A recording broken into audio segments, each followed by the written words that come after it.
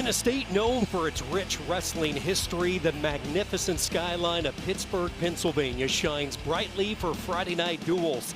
Tonight, reigning national champion Vinnie Robinson tries to get 9th-ranked NC State back on the winning track, while All-American Max Stout hopes to lead Pitt to their 2nd-ranked win in as many weeks. You look at the standings, Virginia Tech right now in the driver's seat, both NC State and Pitt in the upper echelon, both sitting with one conference loss. And a pleasant good evening. Sean Kinney alongside former ACC official and competitor Rock Harrison. So great to have you with us. Rock, you look at this matchup, both teams coming from opposite corners when you look at momentum. For Pitt, they go on the road last week. They take 7 of 10 matches in the win at Chapel Hill. While for NC State, the question is, how will they respond after an emotional loss last week at home to Virginia Tech? Virginia Tech is the top team in the ACC. The winner of this duel meet will be in sole possession of 2nd place. Now, Pitt is stronger in the upper weights. NC State is stronger in the lower weights. The winner of this duel meet will be who wins and can steal where the other team is strong. You look at the 10 bouts coming up tonight. We feel 3 swing weights starting at 149. You see Coy Biskins, he has turned up his offense and shown with his 8th ranking in the country. Cade Brown had a challenging start, but now he's showing flashes of what Pitt recruited him to be. The marquee match, Maddie Singleton returning All-American against 4-year starter Luca Augustine. These two are 1-1 against each other. This will be a swing match determined by a takedown. And the match of the night, Isaac Trumbull, number 2 in the nation, a bonus point machine, going against Dayton Pitzer, who upset Trumbull at the ACC tournament last year. Was that an anomaly or a show of things to come?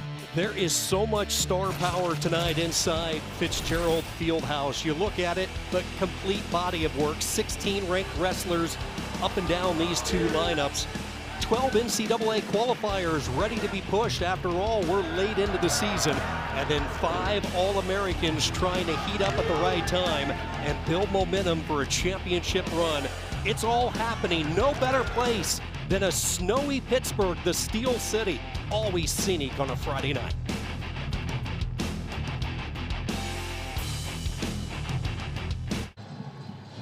The national champion from a year ago, Vinnie Robinson, getting ready to get things ignited for NC State. What a story it was. A guy who never won a high school title but wins a national championship. The thrilling finals last year, winning in the tiebreaker over Troy Spratley. And now here he is coming in rare territory for the national champ. He's 1-2 in ACC dual competition. That's what you're going to find out. As you become a national champion, everybody's coming after you. And you have to make tweaks to your offense and your defense because there's more tape on you. It was a historic run to the national finals last year for Vince Robinson, who comes in on the season 10-3. His opponent from Pitt, Tyler Chappell, the redshirt freshman out of Cranberry Township, PA. Chappell coming in a mark of 11-9. A lot of talk, Rock, across the country when you look at Vinnie Robinson this year. Last week suffering his 4th loss to Eddie Ventresca. What have you noticed from Robinson over the last couple of weeks? Well, I've seen, especially with Ventresca, he is moving. He's taking some fake shots, but he hasn't really committed to a shot. Really getting underneath and then driving his feet. Now, I don't know if that's a function of him having some confidence, but he is obviously confident because he's a returning national champion. Lost to Nick Provo of Stanford. Bounced back with a win against Tarrant-Kena before last week's setback to Ventresca. Offensive opportunity here for Robinson to fire the opening points. Still neutral position as Chappell in between the legs, trying to hang on to the near side ankle. Now grabs the 2nd foot. Immediately, potentially dangerous, will go back to the feet. Chappell did a good job of, once the shot was in, he knew that he was in a tough position and started to reach for legs and create a roll or scramble situation. Robinson's national championship last year was the ACC's 5th title since 2021. Vinny's got to close the gap. He's shooting from a farther distance. Now, he's quick enough to get there, but as more film gets out there, That's a good shot there by Chapel. He's got to continue to cut the corner, meaning go to the right side. Get that right elbow down to the mat. Now he's going to a waterfall. Tough position there. He's got to free that right arm. He's in a good position here because that's neutral danger. Could not quite get the third swipe for neutral danger, so no points. Robinson getting out of harm's way. Work through this. Work through You know what that does? That gives Tyler Chapel some confidence that I can get in and put the national champion in a tough situation. Right in there, sweep. And as he was cutting the corner, he slid up through the middle to a waterfall. And there was a tough position where it was almost neutral danger.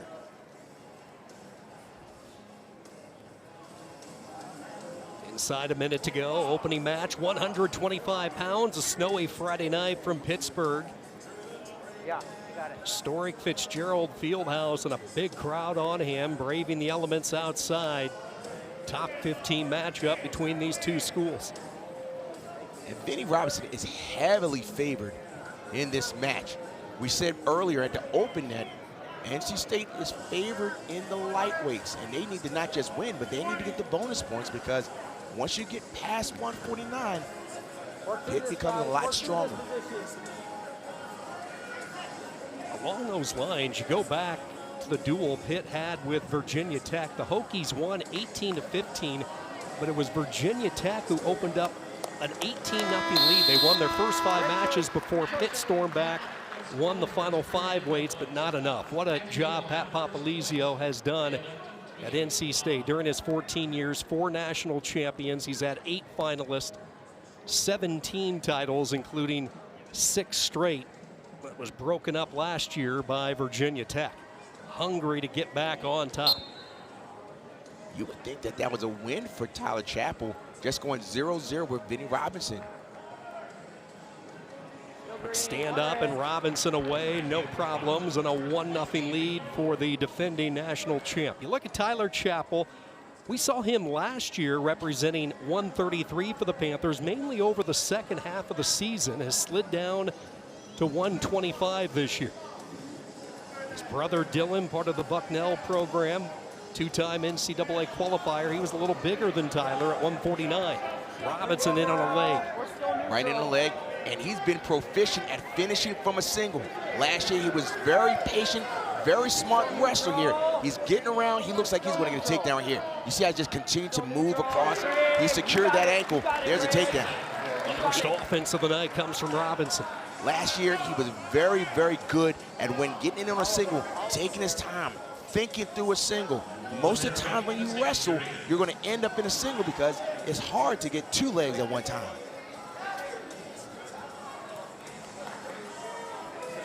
Rolls on through. Robinson in control. Chapel up to his feet. Robinson sucks him back, trying to get the tilt here, but not breaking the plane, the angle that's required. Vinny's doing a good job of staying almost like a backpack on his hips. Tyler Chapel's got to kick away. 1 leg, 2 leg. And then you see the referee counting. 4, out of bounds. Smart wrestling by Vinnie Robinson. He heard the count, and when it got in, he was kind of pushing out. Here's a takedown. Went through, and then here, all thought process, and just chasing the other side. You see the little backhand, and then reach the other ankle. That's a 3 takedown. Okay, don't move. Red. Robinson was the first ever 125-pound national champion for NC State, the first freshman to win a title since 1980. 1 red. And the first freshman in the NCAA to win a national title at that weight class since the great Spencer Lee won his first title back in 2018. Good pressure there. He's got a short time. Chapel's got to explode. He's got to do something, not just push. He's got to just start moving, just trying to just move. Good job by the national champion to escape, takedown, and over a minute of riding time. Mr. Consistency, when you look at Keith Gavin and what he has done here at his alma mater. This team is ranked in the top 25 now for 48 straight weeks. They were coming off that strong ACC championship a year ago in which he crowned 3 champions. Panthers placing second behind Virginia Tech with 63.5 points. Chapel's doing a good job of sealing. Now he's facing, still in control there by Vinny Robinson. His head's got to come out. And the batting time is still accumulating. Now there's an escape. I see Chapel. Chapel got in on that single. He's got to feel that he's got to attempt to create a scramble. He's in on a shot. Work out of here, guys. Work out of this position. Work out of here. Holding on here. Now, Vinny obviously wants to get to a bonus points because, again, he was expected to win. Chapel, he wants to stay in a position where, look, of course he wants to win, but he does not want to give up bonus points. You've seen that misdirection a few times with Robinson. He darts towards his left leg and then goes and attacks his opponent, leading with his right leg. Trying to find the far leg, nothing to be found. And we've watched Robinson enough. When he's at his best, when he's scoring points, what's he showing on the mat as you see the stall call on Chapel? He started attacking one. He's taking real shots, not just half shots. He's trying to create that, and he earned a stall call. Work out of this, guys. Work out of this. Work out of this. Chapel off the underhook. Wrestling here. Wrestle out Driving of this. Robinson back near the center. Forward pressure coming from the redshirt freshman, three-time Pennsylvania State qualifier, driving Robinson near the edge, and out of bounds they go. And yes, indeed, that'll be a stall on Robinson as they go back to the center, just 15 seconds remain. Riding time secured, so it's not just a takedown. You need takedown and some back points immediately for Chapel. Riding time at 1:23. Lock Robinson, one last shot, and NC State fires the opening salvo on the road tonight. Back in the win column is the redshirt sophomore from Chicago. With the riding time, it's a 5-1 win for Robinson, who evens his ACC mark now at 2-2. Improves to 11-3 on the season. Another solid year for the conference. 5 of the 7 ranked in the top 25. Both these schools in the top 15. Virginia Tech appears to be the class this year. They handed NC State their first home loss since 2019. And then the job that Gavin's Panthers did on the road, taking down 11th ranked North Carolina. They win 7 of 10 in the upper weights, delivering in a 22-9 win. Virginia Tech, they could be starting a heck of a run with what they have, the youth that they have, and the recruiting class. Here's a sneaky good match here. You have a Grizzlies seasoned veteran in Zach Redding against Evan Talmadge, who had a nice win. Not just was it a nice win, a really smart win. He wrestled within his capabilities, and he did all the right things. Zach Redding's in on that single. We're neutral. So here by Talmadge, trying to get out of harm's way early on. Redding with the first offensive shot, a transfer from Iowa State. You talked about it. He has been battle tested. Has wrestled a number of different weights. Lost his grip. Good defense by Talmadge. And a restart in the center here, not quite a minute in. That was good defense. Zach Redding was in deep on that shot. And when someone has a sweep single, your goal is to square up. And Talmadge did a good job of squaring up, getting his hips right over the shoulders and the head of Redding. Well, this is one of the matches where records can be a little misleading. You look at Talmadge, his body of work, very impressive. He's 11-8, but he's had so many tight losses. Wrestled Dylan Campbell of Virginia Tech really well before Campbell's injury a few weeks back. And as you talked about, maybe the most all-around performance from the redshirt sophomore last week in the 8-2 win over Ethan Oakley. You see that? Zach Redding was just banging the head, move forward, bang the head. That's a veteran move there. Just get him off. Maybe it doesn't create offense, but it's annoying. He has wrestled, in talking about Zach Redding, every possible type match, every situation throughout his time in Ames, Iowa. 6th-year competitor, his first year in Raleigh. 2-time NCAA qualifier for Coach Dresser and the Cyclones. Back, Redding reached the blood round back in 2023. In the first period, 1 minute.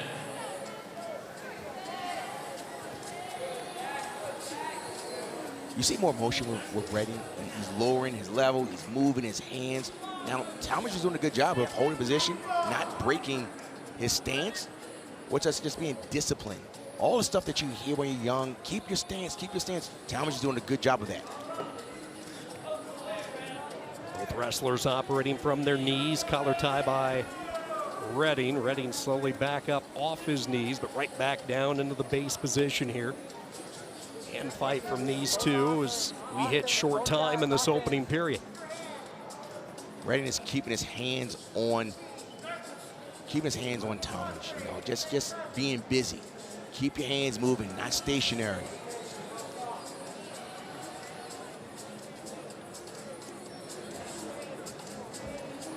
No score through one at 133 pounds. Watch the sweep single there. And he was around the corner, but Talmadge did a good job of squaring up. You see, getting his hips over the shoulders and the head and then push it away. You see Redding continue to attack, banging the heads, you know, heavy hands moving. Couple solid clubs for good measure, and now a quick start. Caution is going to be given to Talmadge. Okay, are you set? Okay, green, cover legal. Allowed a couple of cautions in college wrestling. The third time they'll tag you. Off the whistle, trying to stick in that claw, but Zach Redding having nothing to do with it. Something happened Yeah, there. looked like his hand and wrist during that last exchange, and he was grimacing immediately. He does not want to take injury time. For you that are new to wrestling, in college wrestling, if an opponent takes injury time, then the other opponent gets choice of top, bottom, or neutral.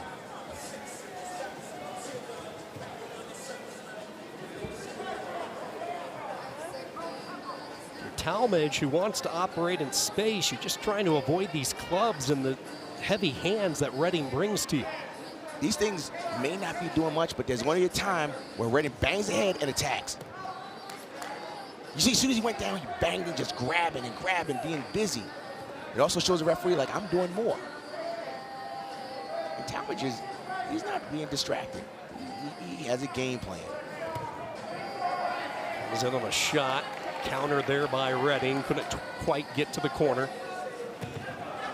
Shot there by Talmadge. Starting to fire a little bit more frequently. Nothing to show for it yet. Gives a snap of Redding inside a minute to go in this second period. Talmadge is starting to open up and being a little more busy himself with his hands. Second year at Pitt for Talmadge, who started his career, spent one season at Navy. He was the midshipman 125-pounder, redshirted last year for Gavin and the Panthers, and now into the starting lineup. Won back-to-back state titles for Brick Memorial in New Jersey back in the day. High school teammates with Anthony Santaniello. That was nice. He clubbed and then responded and started going for a double. It is Redding that's really showing that he's busier.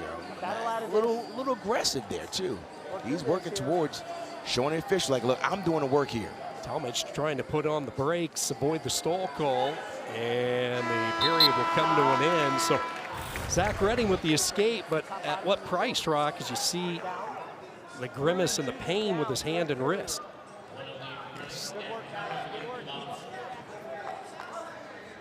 It might have been that knee that hit the pinky or something. Again, don't want to speculate, but he was shaking it off.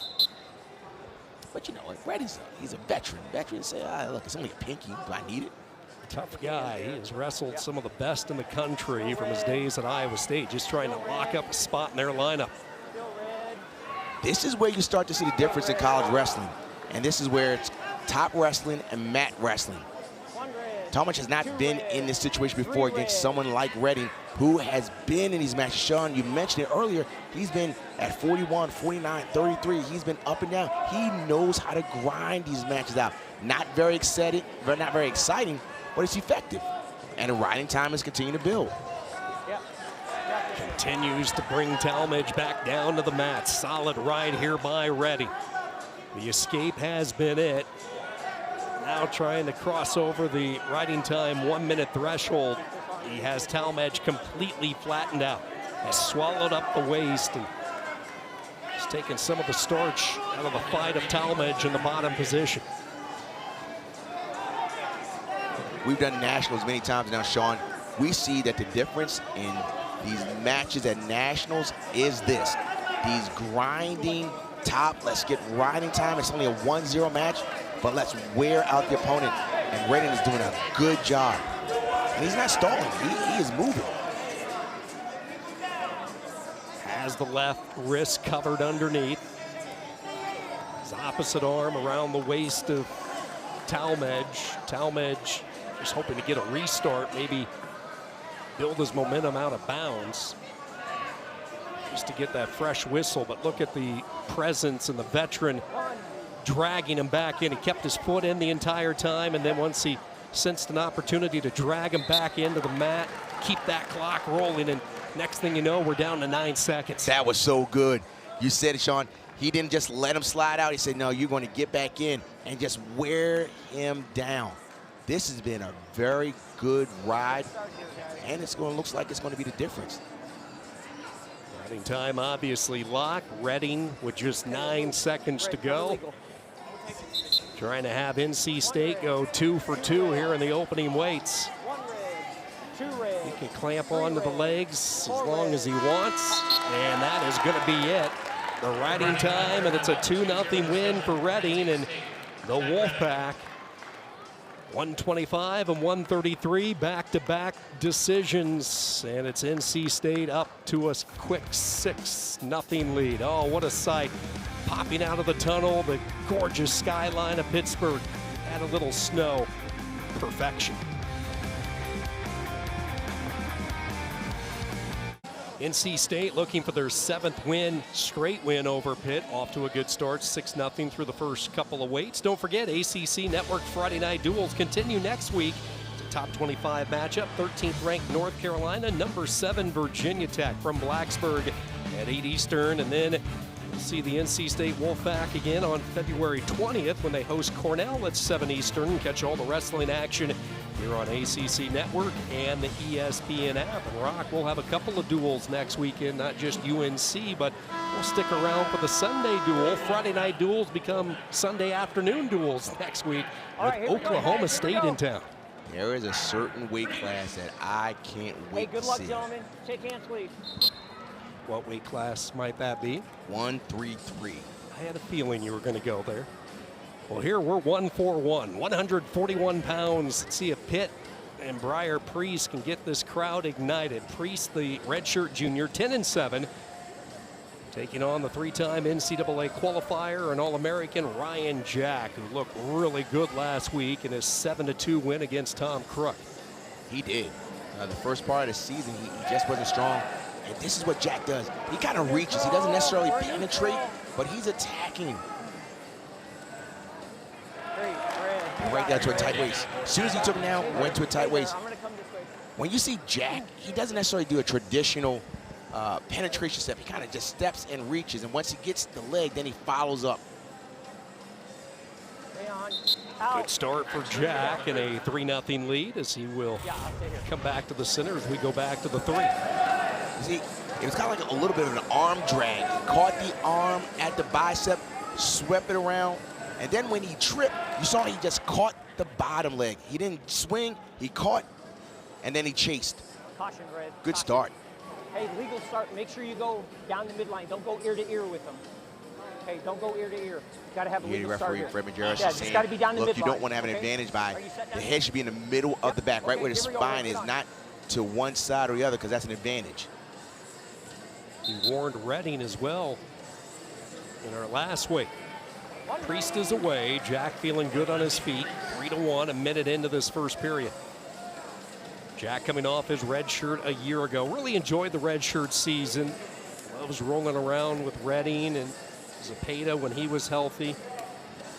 Obviously very close with Vince Robinson. And hey, look at the trajectory of the career for Jack. He had the All-American placing right before the redshirt year in 24, placing 7th. And he has talked about how much Zach Esposito has meant to him as far as his growth and continued development.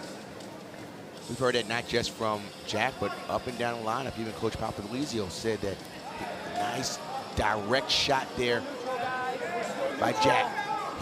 He is sharp right now. Didn't get the takedown yet, and he's going to drive straight to the back. And there's the takedown. He's looking sharp. He shot to the left leg on the first time. This time he shot to the right leg, straight ahead. Really good thing is that the first shot that he did was a sweep. The second shot was just straight ahead. That's keeping his opponents off balance. Is he going to go left or is he going to right? He's done both. And again, for the third straight week, we see NC State really executing on the edge of the mat in the riding position. So he just went straight in, and then he finished high. One leg you start, you want two legs, and he went straight down. By going straight to his back, you don't give your opponent the opportunity to start scrambling. When you drive across the body, that's when they can start dive rolling. When you have that double and bring them straight to his back or to his butt, they can't start scrambling. Brief tripod, now Priest in a hand fight trying to clear the grip, and he does. He let him go with 38 seconds, so I guess he feels that he should be able to get another takedown here. He's been pretty lethal so far, so why not think that? Stall warning green. Oh, good go behind there. Good go behind there, almost, but even better scramble there by Jack. Battle in, all the way in. I'd like to see that from Priest late in this first period when it looked like Jack had some of the momentum. Nearly slipped on in the go behind and got the three. Jack will pump on the brakes to close out this first period in a 6-2 lead. Good action through the first 3 minutes. That was good action. Here it is. There's the shot. Watch the go behind. He looked like he almost was trying to put the leg in, but what Jack did, he went with the momentum. He didn't stop. As the momentum was going to his left, he said, let me roll with it, and scrambled out of it. That's just a feel. Just continue to go with the motion. Cover legal. Priest with some work to do, top position, tried to slide a leg in. Now he has him up off the mat, returns him back down. Jack all crunched up underneath. Crunched up underneath, and what he likes to do is get towards his stomach and grab the fingers, grab the wrist, and then hold them, and then scoot his hips out. Green in control. So you didn't see that underneath, but underneath is fighting for hands, for 4 fingers. You can grab 4 fingers, and then once he gets it, he steps out. Jack gets away, still riding time in his favor despite the early ride position from Priest. 24 seconds of ride time in the corner of NC State. 7-2 lead for Jack. Guys, get out of them, both guys. Nothing going on with those. Let's see if Jack creates the offense again. He was feeling it in the first period. And the only time that Priest really had offense was off of Jack's shot. Jack came directly at him on his first takedown. Jack historically has been very good when he gets a lead. He gets a lead, and then he has solid defense. And this might be something that he does. He's out. He hasn't really been threatened by Priest. Therefore, just continue to stay center. Keep him cleaned up. He's going to make Priest bring the fight to him. 30 seconds and counting in this second period. Now a shot there by Jack. Still has the leg. Good work here by Priest, and he's able to kick out of danger. Stay in there. Priest is starting to get confidence. The first 2 takedowns, Jack was like in there, making it nice and clean. But now he's been able to scramble. He's kind of getting the feel of what Jack is moving. Priest takes a look up at the clock.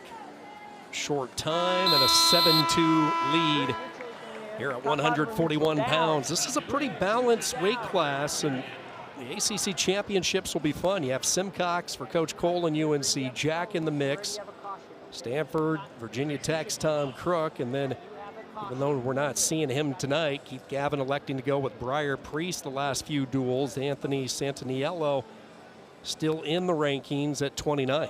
Luke Simcox and Jack Consiglio, redshirt freshmen, and they have really stepped up for Stanford and Carolina. This conference has seen its share of injuries this year, especially out on the West Coast for the Cardinal. Yeah, Hunter Garvey returning All-American. and Lorenzo Norman both out for the year. Two big names, two stars. This is what happened at 133. In the third period, it was Redding from NC State that had a nice controlling ride. Let's see if Jack does the same thing. He's got 44 seconds of riding time. Okay, don't move. Red, come on.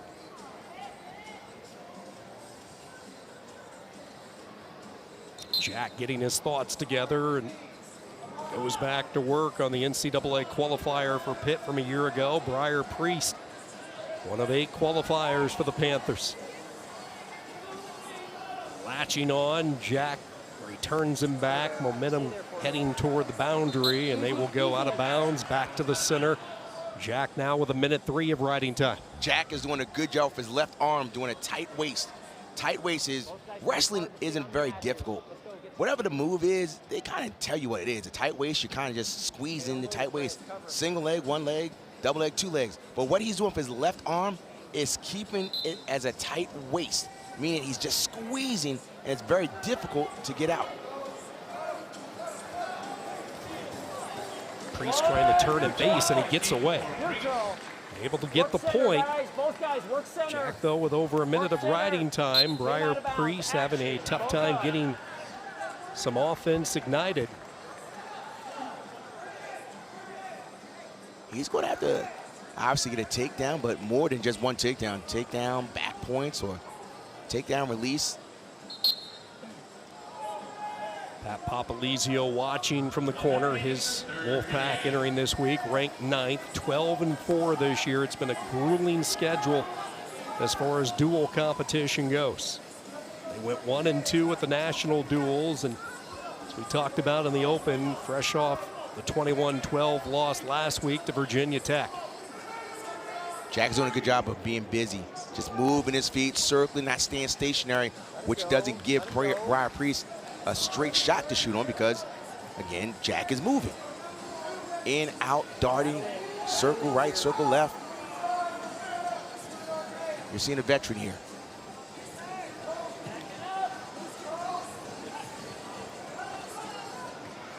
He's in on that single, short time. He can just kind of just hang out here if he wants to.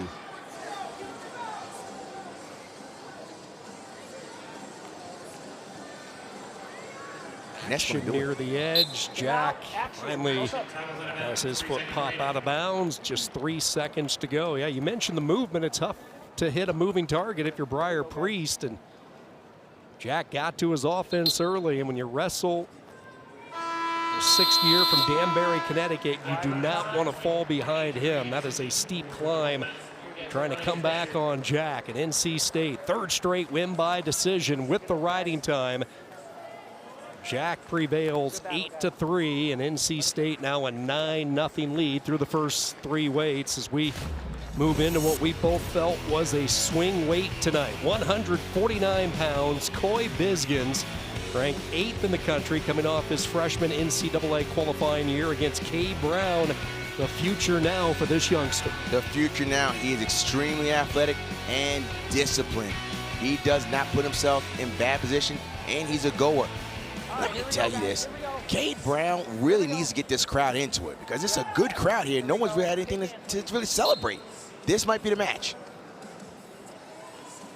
Bisgins in the redshirt sophomore, ranked 8th. He dropped 3 spots after last week's loss to Virginia Tech freshman Colin Guy.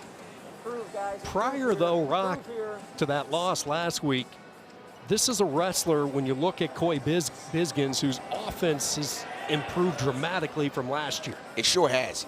He was really offensive when he was in high school in Minnesota. And then sometimes when you go from high school to college, your confidence isn't where it is because guys are so good at defense. But he's starting to figure it out. And yes, since the beginning of the year in November to now, he's been far more offensive than he was last year. You mentioned his lineage running all the way to the state of Minnesota, which is a rare pipeline to connect with Raleigh. In fact, it's Papalizio's first wrestler from the state of Minnesota. He was part of the Pinnacle Wrestling School, and he had a diverse set of teachers working on different offensive mechanics. When you look at Brandon Polson, the master of the underhook, he had Jared Lawrence each and every day as well. He said that he learned his underhooks. And not just underhook, but underhook to a hip toss. You asked him when we had a chance to talk with him a couple of weeks ago, who has the tougher underhook, Trent Hidley or Brandon Paulson? He was hesitant to answer. If Trent Hidley is in my room, I'm saying Trent, because I don't want him mad at me. A little squirrely move right there. Good job. But we said that Brown is offensive, but he's also athletic. At this point, good position there by Biskind. He's got the leg in, and he's going to be patient here and move his way up. And what Brown wants to do, he wants to keep Biskins on the mat. You don't want the person to stand up to their feet. You want to continue to keep pressure on the head. You see that pressure on the head? He wants to keep that head down. They call it stuff the head. Stuffing the head and keeping that whizzer.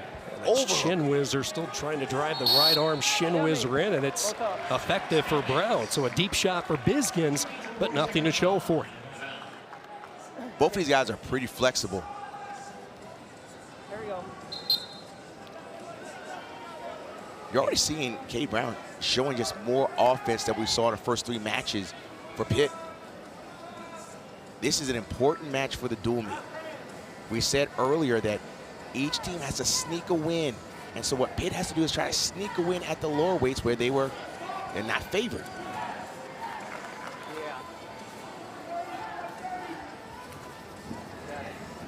Brown, a redshirt freshman, St. Ed's, Medina, Ohio, and coming in has won 3 straight matches. North Carolina, Duke, and Pitt suffered a pair of tight losses to Guy and Ryan Michaels of Edinburgh.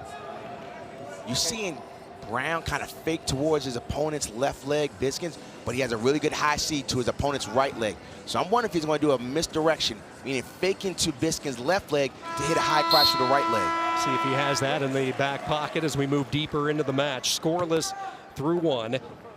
Brown looking over at the corner, and coaches say, let's go down. Colin Guy, the freshman, Virginia Tech, ranked 6th. He headlines the ACC wrestlers. Biskins right behind him, Valencia, and then Brown sliding in. A lot of youth when you look at this weight. All underclassmen. Okay, don't bring your head all the way over here on his shoulder. Right down. Cade Brown had a busy offseason. He was winning the U20 Canadian National Championship in June. He won the World Team Trials for Canada, winning each match by technical fall. And then in July, both he and his younger brother Carson represented Canada at the U20 Pan Am Championships in Lima, Peru. And Cade did his thing there as well, winning gold medal. He's squaring up, still control there. Still control. You say, look, he's not underneath. No, you don't want to be in a position where you got to get out of danger. And now the official says Cade Brown is out of danger. 1-0, no riding time in the favor of Biskins. Sean, correct me if I'm wrong, but Pitt has not scored an offensive point. They have not. Still looking for their first takedown of the night. He continues to lower level and fake towards his opponent's left leg. You see it again? He's faking, but he's not committing. Let's go data points. Let's see how he's responding. Every time I fake towards the left leg, data points. Stall call on Brown just as Biskins launched. Brown picks up his first stall call, a minute remaining, second period. Now a half-hearted shot there by Brown, easily smothered by Biskins. Biskins working off an underhook, tried to grab the leg, could not latch on. He was right in the underhook, but Cade Brown's doing a good job of putting the head on the side of the underhook. You want your head where the underhook is. It's hard to go through an underhook when someone's head is there. Tried to change levels. Now Brown with the shock. Pace picking up a little bit as we wind down this second period. It sure is.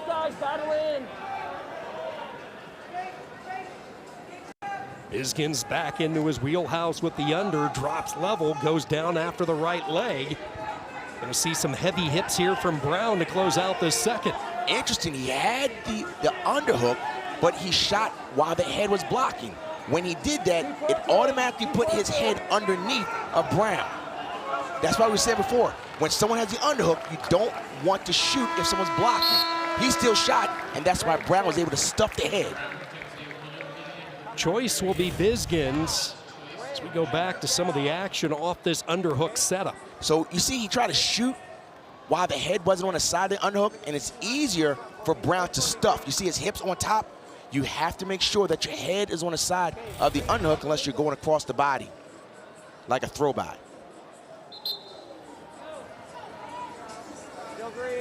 Stand-up position here by Bizgins underneath, and he is away. No trouble there, and we are tied at 1. Riding time, not a factor. The fans need to get behind him. This is a big match. They need to steal this match. They, meaning Pitt, steal the match. Bizgin is the favorite. Now, you see, he was going to that right leg. He's faking, but then he shot across the body. Bizgin's done a good job, though, of really not letting Cade Brown get to his legs. Yeah, this is a match in which you have Bizgins, who wants those close tie-ups with the underhooks, and Brown, a wrestler who really likes to operate from space, especially against an opponent like Bizgins. Oh, that was good. He had the underhook, and then he went down to a front headlock. Motion here. He's got to cut the corner. He's chasing and moving.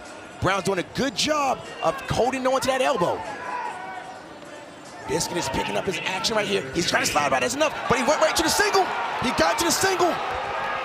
This is important. This might be the only time that he has to score. He's got to be patient here. Bizgin's doing a good job of putting that heel right behind the back of the knee. And now he's going to try and chase around. This is it. Is it almost there? Good defense there by Bizgins. Bizgin's going to keep around. Now they're going to try and get across. Excellent defense there. Little throw there. Look at that. He went for the throw, and Bizgins caught it. Whoa. Keep wrestling here. Brown so close to getting 3, only to get tossed on his back from Bizgins. And now a ride as time weans off this clock, down to 10 seconds, short time. Excellent defense by Bizgins. I mean, Cade Brown was in on that shot, and Bizgins did not give it up and turned Brown's offense into his offense. Fantastic wrestling right there. What a flurry. Bizgins showing why he is top 10 in the country. And this was just the highlight of the night so far.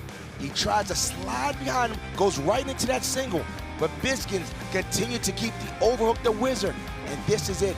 Right when he's going to go upper body, he goes throw, and it was not enough. Fantastic job by Bizgins.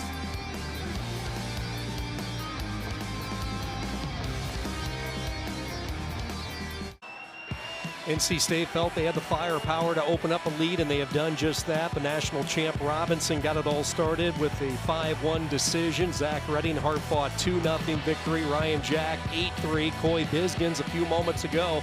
Our swing match, and it did not disappoint. Bizgins gets a late 3 to take a 4-1 decision over Cade Brown. Just a few moments ago, we caught up with the head coach for NC State.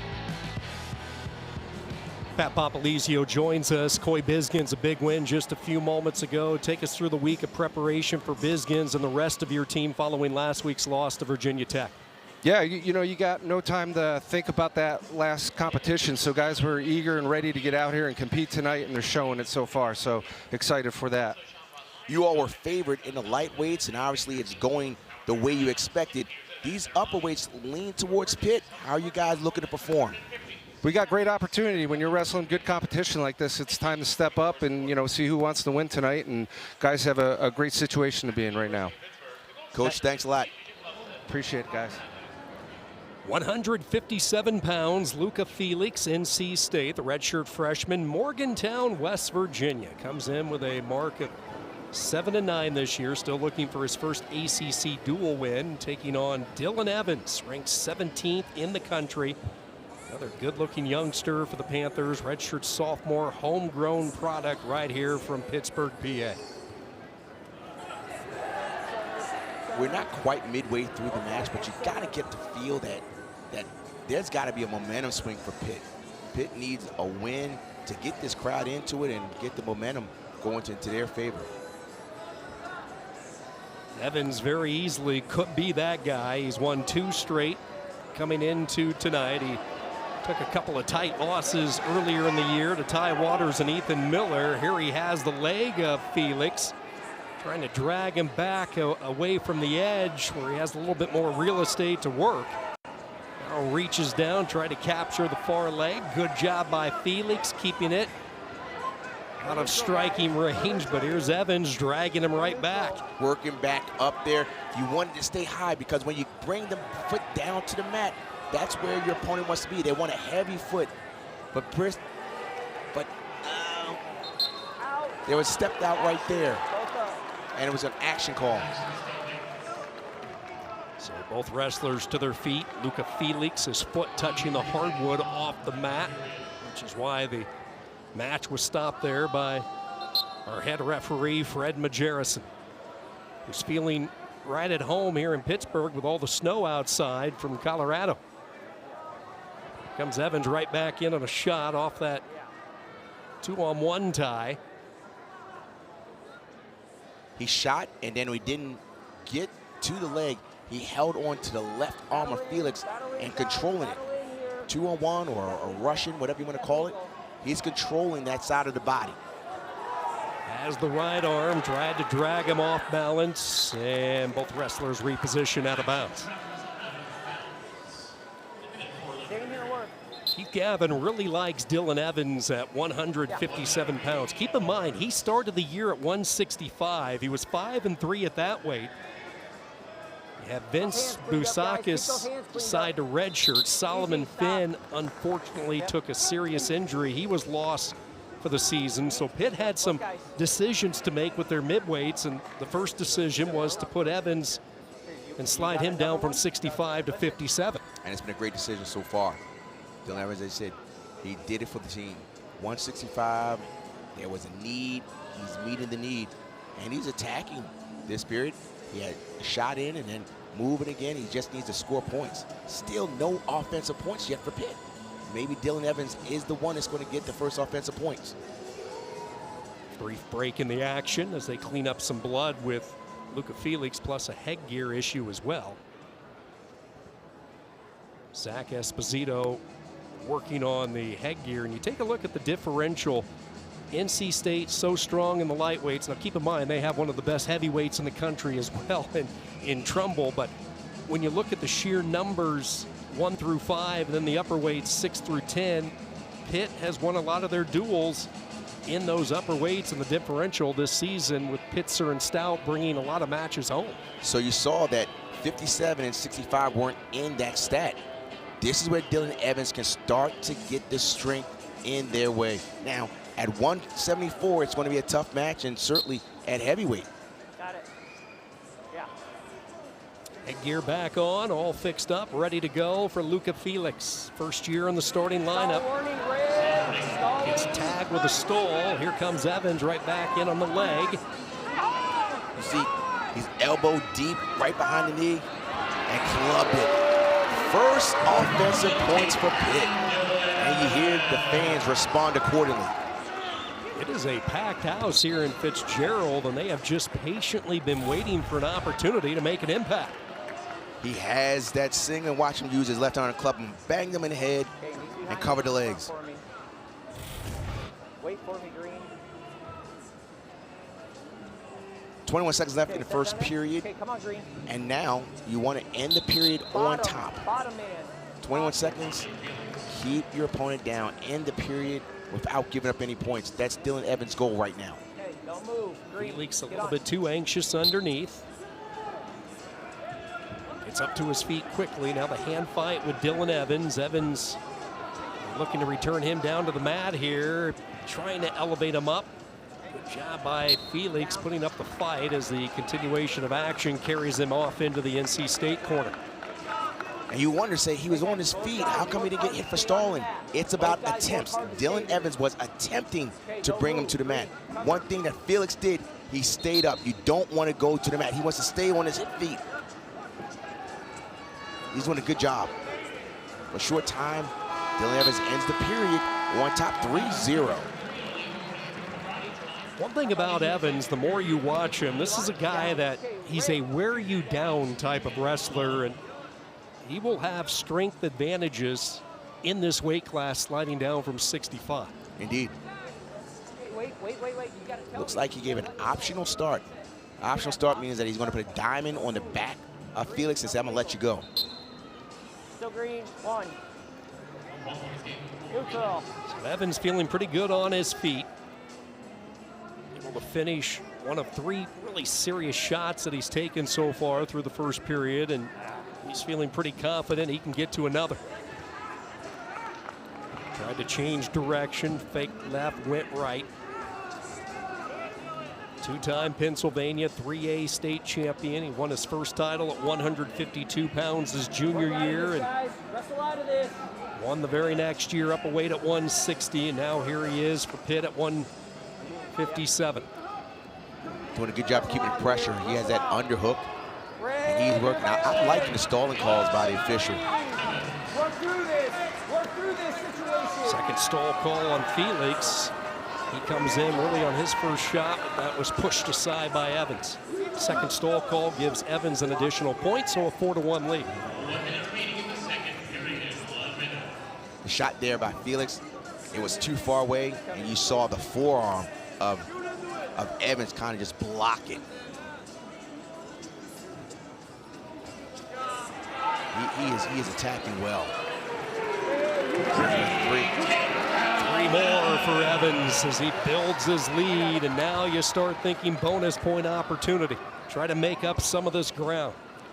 Was looking at the corner of Pitt to see if they were giving him a sign to say keep him down or to let him up, and it looks like he's going to try and keep him down. Down, easy, easy. Still in control as the 2 wrestlers report back to the center. Shot, and he continued to work forward, reaching across the body, and gets a 3 takedown. Just like he did in the first period, he wants to end this period on top. Caution on top, guys. Hey, yep. Hey, you got to get a legal start. Caution is another word saying false start. He just, you know, just trying to get ahead. He wasn't cheating. He was just trying to guess the whistle. And we've seen both teams trying to get that little edge pretty frequently so far tonight. Number of cautions have been issued. Stand up underneath by Luca Felix. Now into the tripod. Felix is doing a good job of getting right to his feet. He's not staying on the mat where his knees are down. He's trying to stand up and dig his heels in. But Evans is doing a good job of keeping the weight forward, keep the pressure forward, not sit back on the hips, move forward. Weight on those toes, forward pressure continues to ride, and minute 13 of riding time for Evans as he will start underneath. And a chance for Luca Felix to show his top offense for the first time. Stay set, Red, get on, let's go. Felix was a West Virginia AAA state champion his senior year, also won a state title his sophomore campaign, committed right before the start of his senior year out of University High School in Morgantown. He fell in love with Popalizio and the culture immediately on his visit to Raleigh.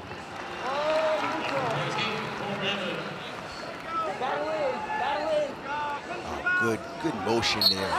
Continue. You're seeing a flow there by Dylan Evans. He moves, he shoots, he's defended, he shoots again. 8-1, another takedown starts to get you bonus points in.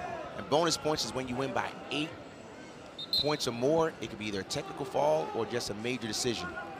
Technical fall gets your team 2 additional team points. Major decision will give you an additional team point. If you can secure a win by fall, 3 additional team points, and that was the difference in the Virginia Tech Pitt duel earlier this year. Sure was. Bonus points by the Hokies in the first 5 weights. Evans leading by 7. One thing Felix was able to do, wipe out that riding time advantage that Evans had built over a minute, so Evans needs a takedown to get bonus points. And Felix is doing a good job of presenting himself. He's not running, he's staying in the pocket.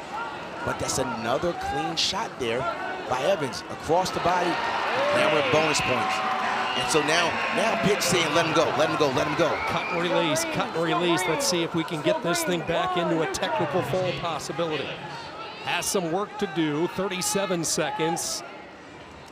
Comes in on a low shot. Felix on the back pedal. Evans digging in hard.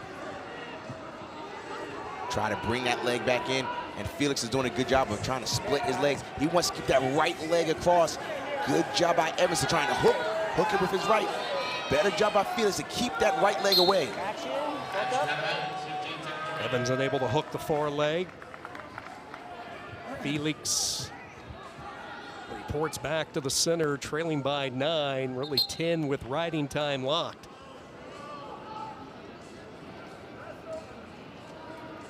Stay in there, both guys, stay in there.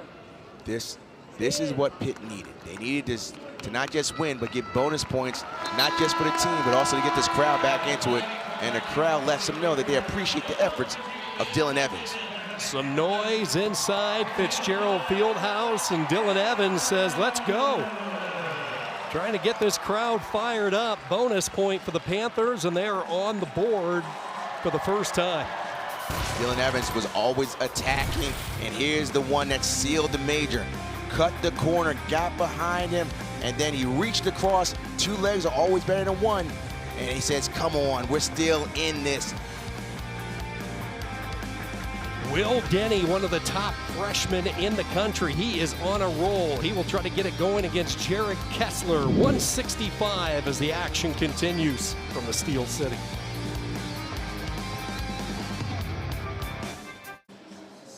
One of the iconic venues in all of college wrestling right here in Pittsburgh, Fitzgerald Fieldhouse, constructed way back in 1951. Well, Pitt is going to find a new home come next year as the beautiful $240 million Victory Heights close to being unveiled. The red carpet officially will get rolled out later this spring, but for wrestling, it's going to take place next season. A good look inside the wrestling room. This is going to be the field next year, hosting the ACC championships. A rectangular look to it. So much history here at Fitzgerald. We're going to miss it. You go back throughout the years, 17 national champions for Pitt Wrestling. In 1957, where we are situated, it hosted the NCAA Division I Wrestling Championships. And take a look at this photo and the 10 individual champs from that year. There should be some familiar faces. Simon Roberts, Dan Hodge. Roberts, the first African-American to win an NCAA title. Of course, we know the history with Dan Hodge and the Hodge Trophy each and every year at the NCAAs. And take a look, Rock. 3 of those wrestlers that year from Pitt, including Ed Perry, who won number 3 back in 1957. In other words, they have strong and long history at Pitt. Looking forward to Victory Heights. You had a chance to walk through it earlier this afternoon. Your initial thoughts? Oh my goodness. Any recruits? Ooh, nice shot there by Denny. It was a misdirection duck under. Looking for a takedown there, but nothing beyond reaction time. Good defense there. Nothing. Good defense. Once you saw the pressure there on the hands, that was a takedown. He did a misdirection. Look at this. Stop. Got across the body. And one good thing that Kessler was doing was trying to stay up. You see, it's not a hand touch anymore. It's got to be weight bearing on the hands. He was trying to fight, and then finally, Denny was just too relentless. But as I was saying, Victory Heights, it is a nice spot. Recruits are going to love it. 4 matches. 2 of those matches were freestyle matches, so I know you like that, Sean. I was a fan of that. One more Greco. Sorry. Yeah. You just have the entire audience scratching their head at night now when you mention Greco and my love for it. Boy, here comes Denny.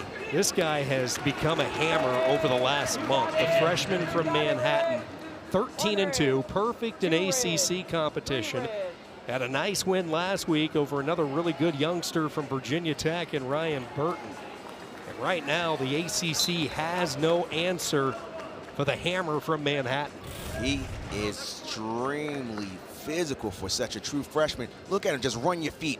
You don't just stand there and wait for him to go over. You make him run, and it's a hustle. Get the double, run so that your opponent's balance is taken away from him.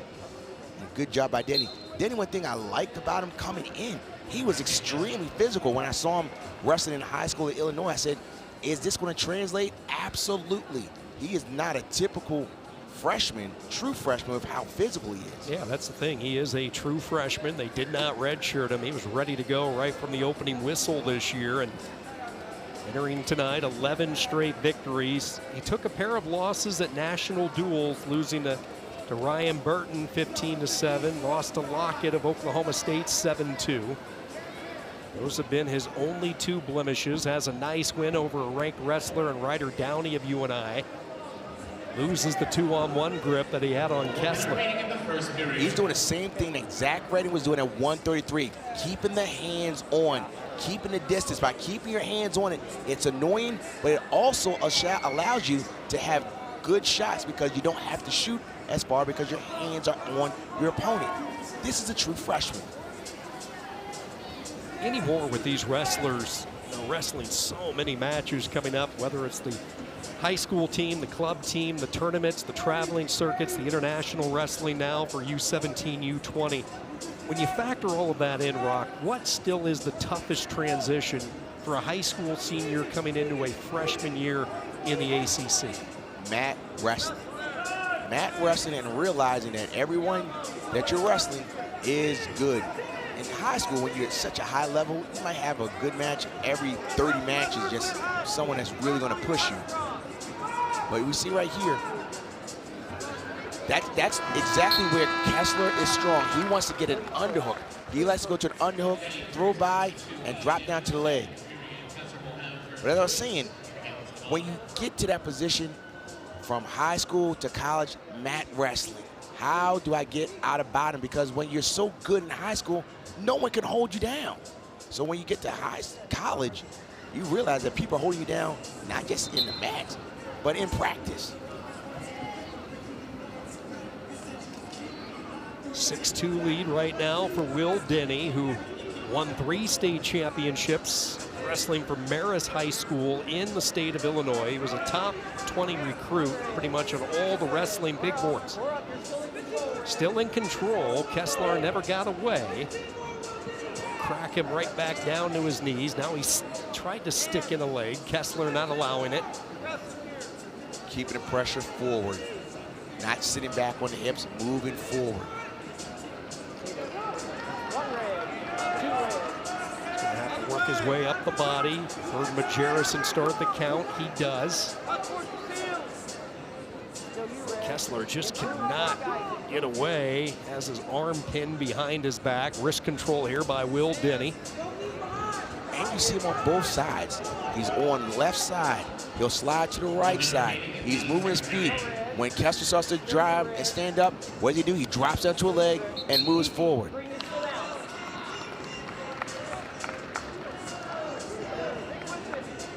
Kessler's got to get his, clear his wrist, get his elbows in, and work from there. Okay, come on, Rick. Kessler moved into the starting lineup during the Lehigh duel earlier this year. That was after Evans had started the year at this weight, as we talked about. NCAA qualifier in his 4th season at Pitt, his 3rd year in the starting lineup. He's wrestled both at 57 and 65 in his time here in Fitzgerald. Now, as controlling as Denny has been in this match, it's only a 3-point match. A takedown and a takedown by Kessler is a swing.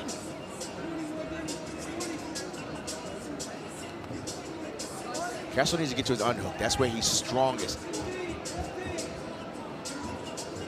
But then he's doing a good job of keeping his elbows in and not allowing Kessler to get to the underhook.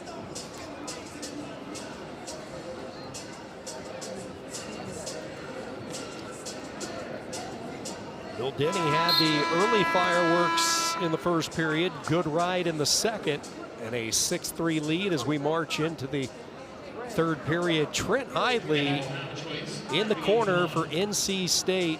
He was just in Zagreb, Croatia earlier this morning. This week competing, ranking series event for UWW. Had the injury to fall out of the gold medal match. Had an interesting moment. He won by criteria over a former Wolfpack great, and Mikey Machiavello. So good to see 2 Wolfpack wrestlers having success overseas. Both Hidley and his coach in the corner, Jameel Kelly, showing the dedication. Zagreb, Croatia to Pittsburgh, PA tonight. That is commitment. And Mike Mack, he's not just a great, he's a national champion great. So there wasn't a hyperbole when you said that. Great, he's a national champion great. He was NC State's last national champ. So Robinson won the title last year. Idley's energy so contagious, infectious with this team. Last week he told us he was in charge of the tunnel. He wouldn't see Trent, he was in the tunnel handling the emotions before and after a match with his guys. And is there a wrestler, I mean, you see a lot of wrestlers come back with the regional training centers now and compete, but you would be hard-pressed to find a wrestler who means so much to a program like Trent Idley means to NC State. You are right about that. Raising the roof, and he's one of the guys that every team that went against him respected how hard he wrestled. Now, they didn't like the fact that he was beating the snot out of their opponent. And raising the roof on him. Yeah, you know, so he said, look, I respect him, but golly, he's just hammering my teammate, my friend. Liking what he's seeing here from Will Denny. Denny with the escape in this third period. Kessler unable to get to his tie-ups. That's really been the difference in this match. Down 7-3. With Ryder Brown secured, it's now 8-3. So now it's not just a takedown, it's a takedown back points that Kessler needs. But Denny's done a good job getting out early and wrestling a smart match. So even though there was a little hiccup at 157, it looks like right now NC State is back on the winning track.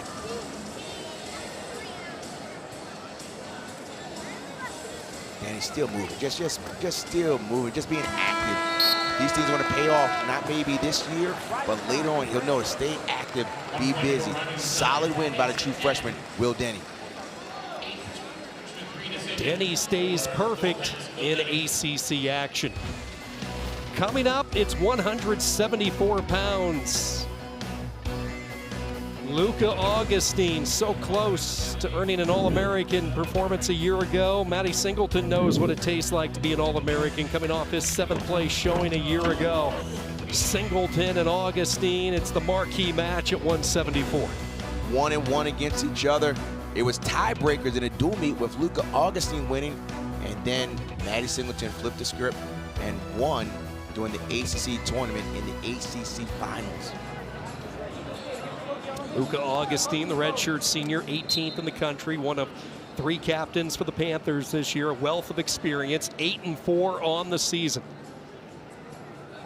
His opponent, the returning All-American from NC State, Matty Singleton, the redshirt junior, Georgia product, Woodward Academy.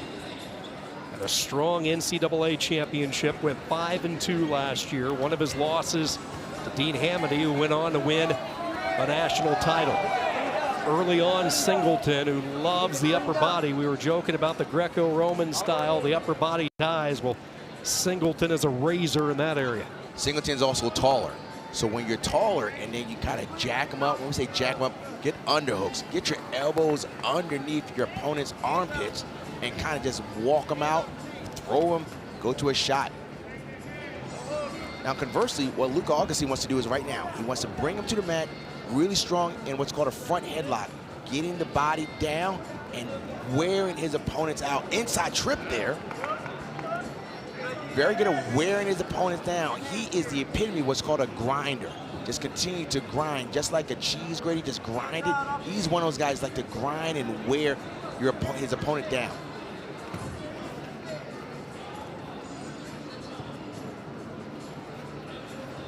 In the halfway point of this opening period, no score, no surprise, so much familiarity with these two competitors. This is a great thing about wrestling in that there's not a build that's always going to win. You can see that Matty Singleton is a taller, leaner, and you can see Luca Augustine is more stout.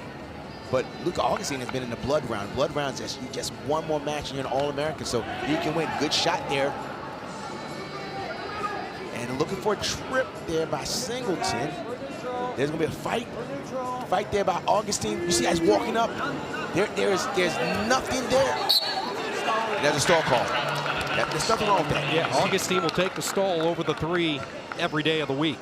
And Coach Papaliza wants to talk about something. I thought it was the right thing. If I'm Luca Augustine, as deep as that shot was for Matty Singleton, I'd rather run out of bounds and catch a stall call as opposed to giving up 3 points, because these guys are so tightly contested in their prior matches. That's really good defense there. Here we go, guys. 1 minute remaining in the second period. 1 minute remaining in the first period. Matty Singleton coming up through the state of Georgia, Moreland, Georgia. Not only Woodward Academy, but he was exposed to a ton of wrestling, compound wrestling, where it's based heavily on technique. Learned a variety of his offense from his time with compound. Put it all together last year in his run to ACC glory, winning the championship. And then not only qualifying for his first NCAA tournament, but winning matches and earning a spot on the podium. Really is anchored in one of the leaders on this Wolfpack roster, up and down all 10 weights.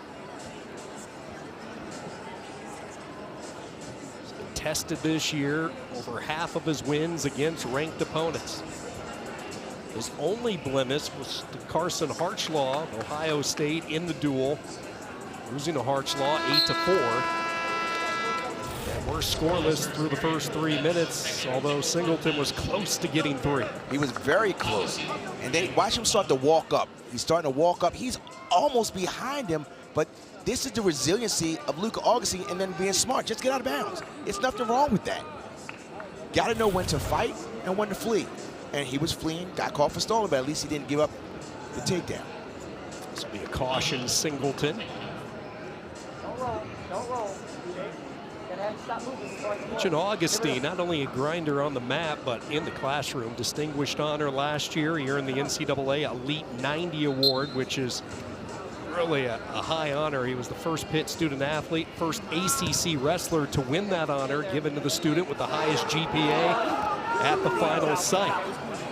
Close to giving up some exposure. Singleton repositions. Augustine back to his base, now working that tilt, and they're going to say locked hands. I want to see a break.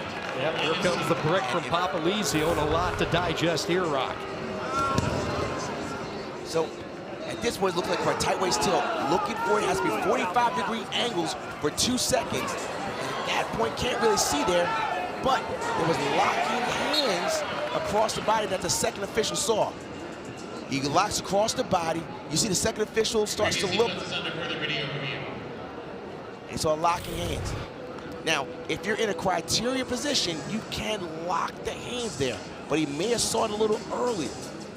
We don't know what's being questioned, if it's the back points, but in college wrestling, it's the whole series. So, Rock, let's pause it real quick. You mentioned criteria position, allow to lock hands. Break down the criteria position for the audience. The basic criteria is that the shoulder blades in the back have to be at a 45-degree angle or greater, or less. So what you need to do is when someone is in that position, he has to be there first, and then you need to swipe for 2 seconds. In college wrestling, 2 swipes, 2 seconds, you get 2 points. 3 swipes for 3 seconds, you get 3, 4, there. In this position, he wasn't there for 2 full seconds according to the head official. Now they're going to look at it because Coach Papalizio is going to say, no, no, no, no. I think back points were there, and they're going to check it out. So let's watch along with our 2 officials, Fred Majerison and Jimmy Ravello. So this doesn't look like his regular speed, so 45, 1 second. You saw that 1 swipe by the official, and then you see, he did lock hands right there. So if we can go back to that, it did look like he locked hands in that scenario. And then he goes to a tilt, but at that point, there was no. So here it is, 1 second. Now watch him reach across. When he reached across the body, he was on the mat, and it looks like he locked hands. He did have locking hands, technical violation 1. No near fall, but there were locking hands. You saw when he was rolling through, he locked around the body. So right across the body, you see that? That's locking hands. He was on the mat, locking hands. Good job by having a second official, because the head official didn't see it, but the second official saw it. He gave the sign for locking hands, and you have to trust your official to say, look, I agree. Claw ride from Singleton right now. riding position, giving up the point off the locked hands, and a 1-0 deficit for Matty Singleton, continuing to ride up around 40 seconds and counting. It looks like Matty Singleton is really trying to keep him down. The arm is around the rib cage. As long as the arm is around the rib cage, he's still in control. What would you like to see from Luca Augustine to try to mix it up and get some freedom from underneath? He's doing a good job. He's standing up quickly. Matty Singleton is just doing a little better job of keeping him down. So it's not like Luca's doing anything wrong. He's just, you see that quick stand up? Well, he timed it with the whistle as close as you can. Once again, you see the pressure of Matty Singleton putting the pressure forward. And now he's got a left leg in, and he's reinforcing it by putting it into a figure 4. Now, at this point, Augustine is a little high. He's got to swim his hips around. Good feel by Singleton to go with it. Not try to resist or fight, just kept the natural roll going all the way through for Matty Singleton. Again, Augustine up to his feet, trying to rip away at the hands, and finally he gets away. He'll get the escape. He goes up 2-0. Singleton, a pretty solid ride, though, in this second period, minute 34. That was exhausting for both wrestlers. The amount of effort that Singleton did to accumulate a minute and 34 seconds, but then also the fact that Augustine continued to fight to get on his feet. Now, 2-0.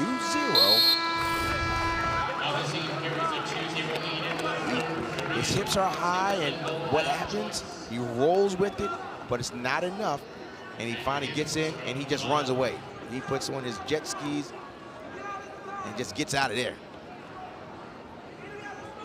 Look excitement. They know how important these points are hard to come by. Augustine for the first time, top position, as Singleton chooses down to begin the third. Draped off to the left side of the body of Singleton. And Matty Singleton is away, and a quick point.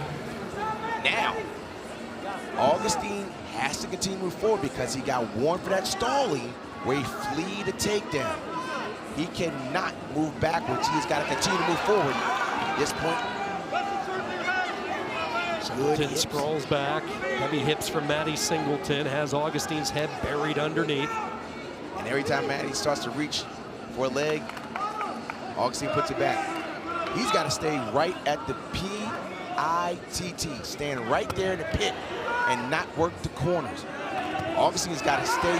Oh, good re-attack there.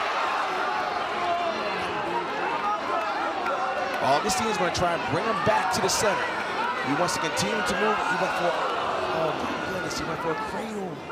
1 minute remaining in the third. Gave up on the leg, went for the big move. Singleton able to clear it out. Matty Singleton backing his way near the edge. Trying to hit and get off to the side was Augustine. Singleton's not going to be thrown off his base, and the referee says, let's go to a restart in the center. He went down. He had the single, but as soon as he broke the hands, Matty Singleton puts that leg down. As soon as he said, you let go of my leg, I'm going to put that leg down. Here's where the mental toughness comes in, both guys. Matty Singleton says, I am an All-American. I know how to win these tight. And this is the second time, same situation that Augustine is in. Now this time he's going to work his way up. Now he's not going to go, he ran to the pipe. But a strong situation here by Matty Singleton. Matty Singleton is trying to cut the corner, meaning get around. And for dear life, it looks like Augustine's going to hold on to that leg. We have short time here, 10 seconds. It's going to be just a gritty hold on by Augustine. Is he going to hold on? Short time. Just enough for Augustine to get the win. It's riding time. I'm sorry.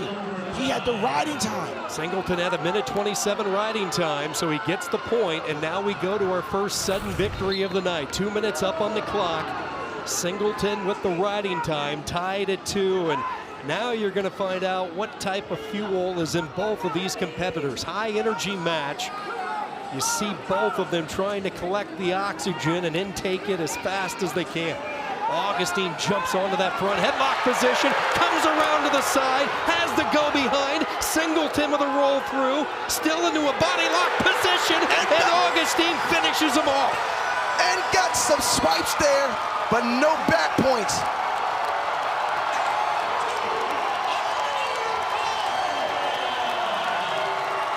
I was 30 seconds earlier and said that he had to win, but that flow right there, he went for a knee tap, came up to a body lock, and was not going to let that go. What a gritty win there. Watch the roll action. He said, I'm not going to let you go, body lock, and he just drives to the mat, gets one swipe, but not two swipes. And Pitt and the fans appreciate a nice gritty win. Look at the smile. We still got a doomie here. Pitt picks up a huge win. They trail 15-7 to NC State. Just a few moments ago, we caught up with the former Pitt national champ. Keith, take us through what we just saw. Luka Augustine's sudden victory, getting the 3 in the win. Yeah, big win. You know, they've wrestled a couple times before, and it's always super tough battle. Luka was able to get to some offense in that match, something we've been working on, that technique he was doing, and that guy's really hard to finish on, and finally got it in overtime. So he did a good job getting tough there. The lightweights didn't go in your direction, Coach, but nope. right now it's starting to swing with the momentum. What are you expecting with these last 3 bouts coming up?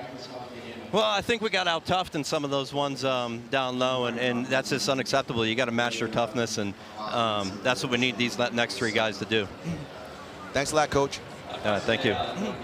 184 pounds, Don Cates, NC State. 6-8 this year for Cates, coming back to the sport after a couple of years away. Chase Kranitz has been a really nice find for Keith Gavin and Pitt. 27th in the country, 11-7, and Gavin talked about Kranitz and his season. He's been competing all year, but he has really saw in the last month or so a little bit more gritty style, some of that toughness from Kranitz that he was just talking about with us. It was with Kranitz that he's starting to find out where he's good, where he's strong, what positions he needs to be in to be more effective. But as Coach said in his interview, you just got to be tough.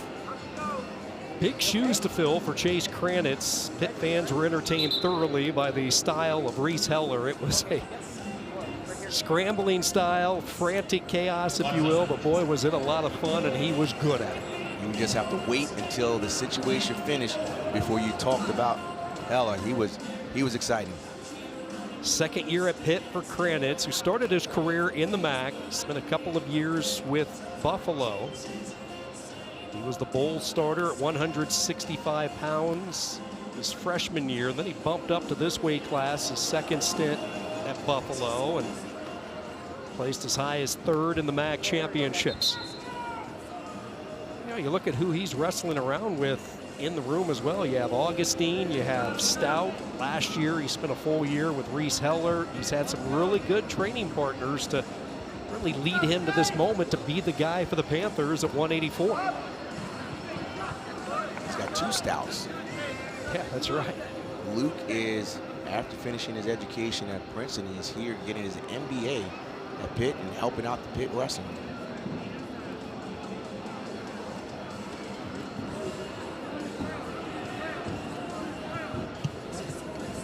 This match is, as we've said before, the upper weights are where Pitt has been historically stronger, but they need to win this match. Just keep it in. A good shot there by Cates. Cates got to lock his hands, though. He was in there, locked hands, and he was standing up. He let go of the grip. Talked about Cates returning to the mat for NC State this offseason. Grew up in Durham, joined the pack in the shortened COVID year of 2020-21. He competed for 3 years, then he stepped away from the sport altogether, went into the workforce. Here he's in on the double, and he will drive Kranitz right to his back. The takedown and 3 for Cates. Actually, he just continued to roll through, so there was no takedown there. He continued to roll through. Even though Cates was up high, Continue to wrestle, and that's exactly what Kranitz is doing. Continue to wrestle here. They're trying to say, bring that leg up. Looks like we're going to stalemate. Oh, Chase Kranitz showing some of the grit to avoid the 3. Look, he ran his feet. He started to run right back down, but as he was coming down, what did Kranitz do? Start reaching and grabbing and held on for dear life to get to a stalemate. I really thought like you, Sean, that was pretty much a takedown, but that's why he continued to wrestle until points are awarded.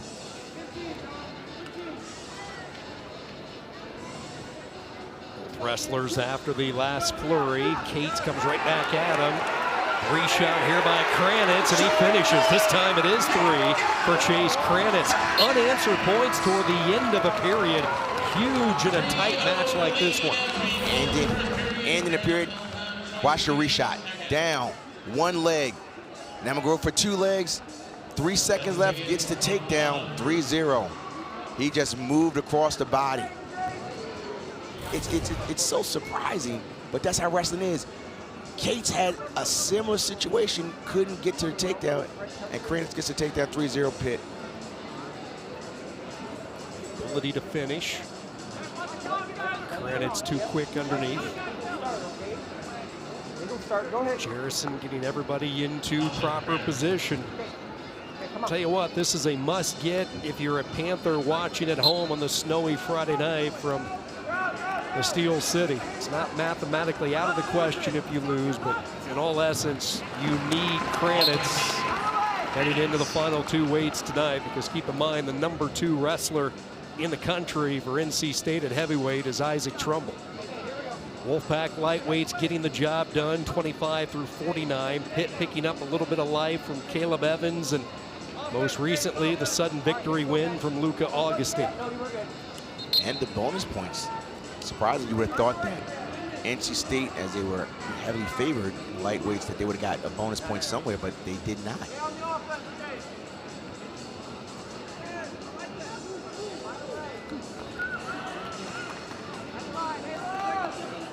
Let's see if Cates goes back to that double. What he's done with that double, he'll lower his body and wait. And if you don't lower your body with him, he's going to drive through in a double. That little wrist swing. Swing the wrist and then drop down to a leg. And it's with the escape in the second period, up 4-0. Here comes Cates again shooting. Countered beautifully here by Kranitz. He'll do the trick. No points awarded. Now they give the 3 and Chase Kranitz all of a sudden creating a little separation. And might he be thinking bonus? Always thinking bonus. Always thinking bonus.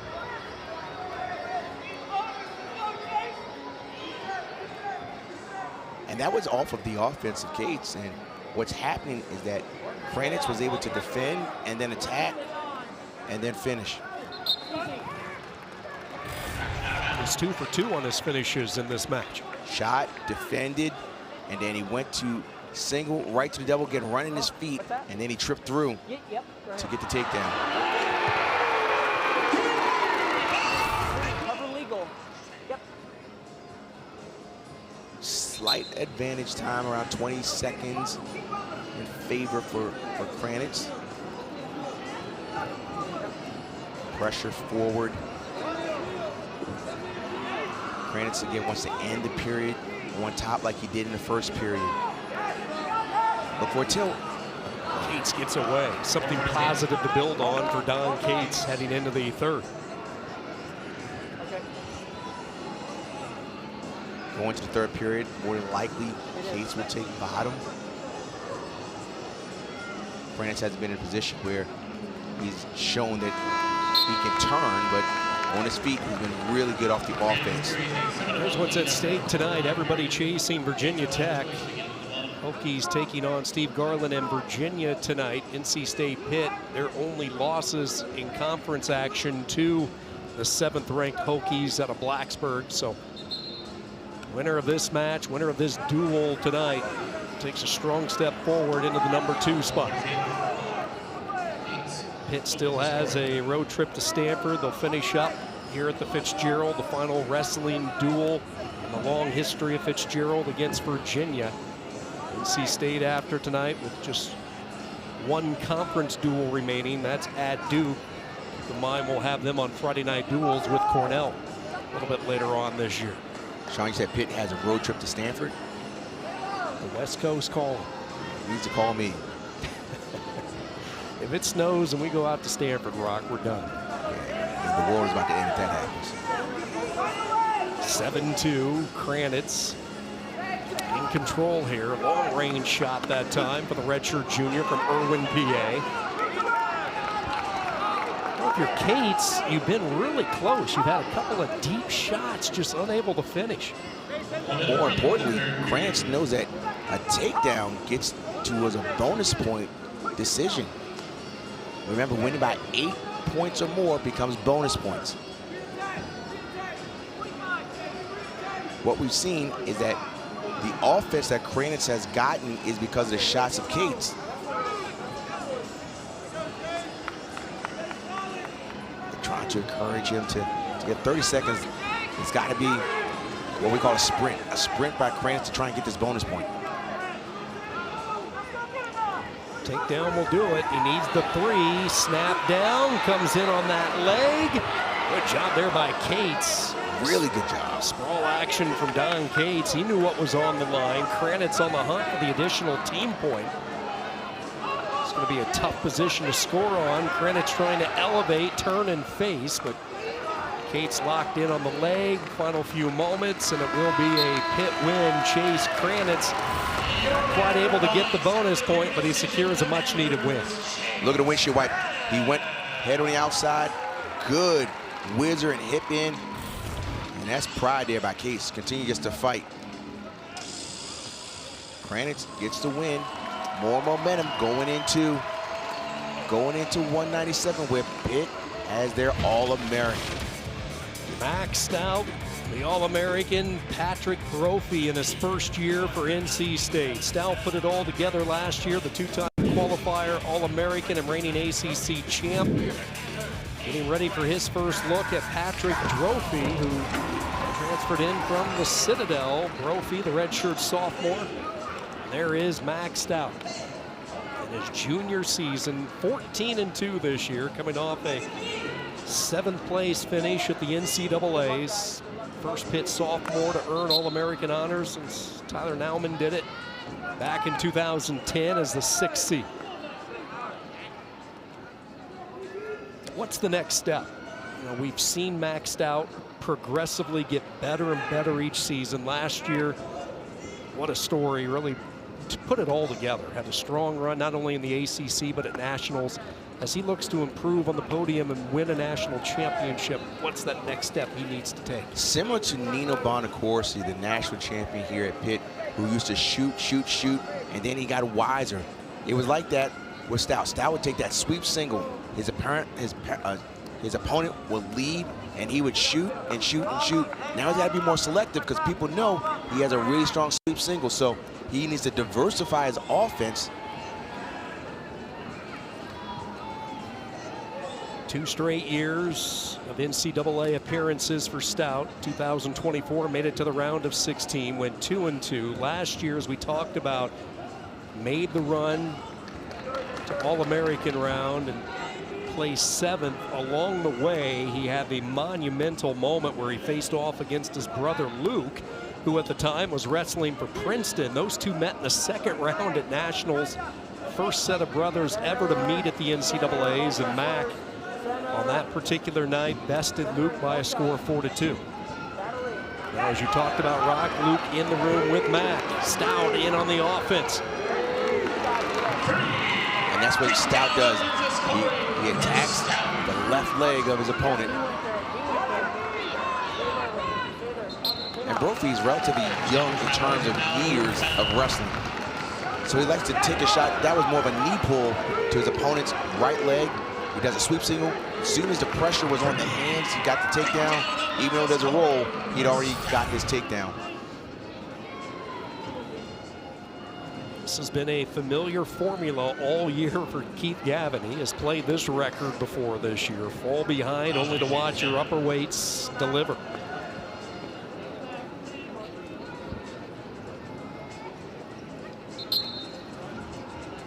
Stout has to win to give Pitt just a shot.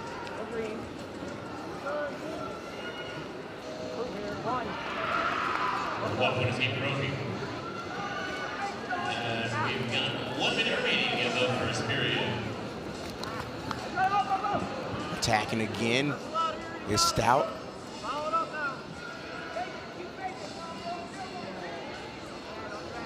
We were talking to Trent Hidley about Brophy and said that he is a sponge. He just wants to learn because he came into wrestling a little later in his career.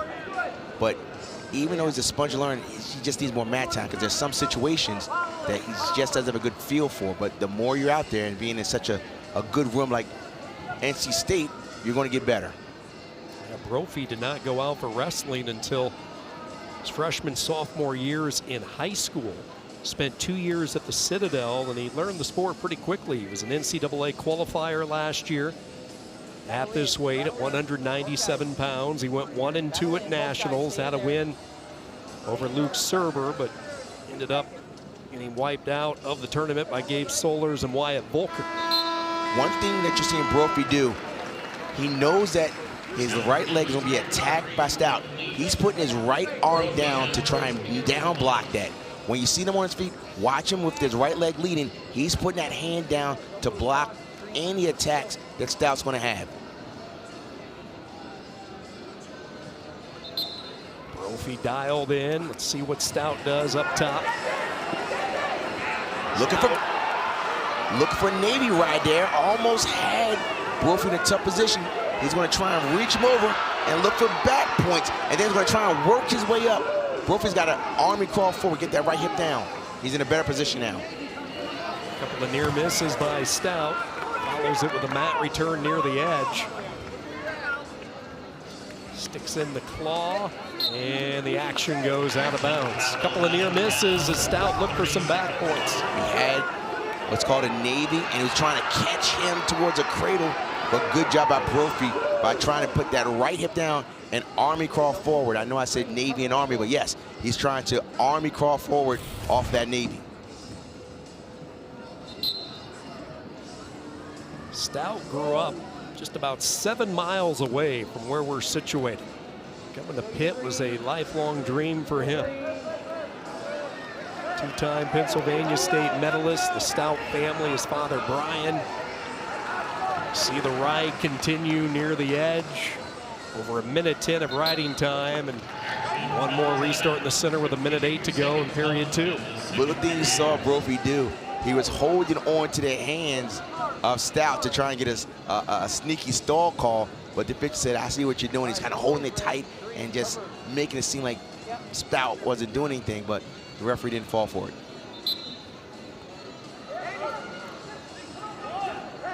Brophy finally able to figure out the formula, gets away, but what does Stout do? Comes in on a shot, tried to capture both legs, and Brophy kicks his way out of danger. 3-2, so again, there's Patrick Brophy hanging around this match. It feels like, well, the way that Stout has dictated the tempo, that he should be up more than just a point, but Brophy hanging around, giving himself an opportunity late. You're right, just give yourself an opportunity.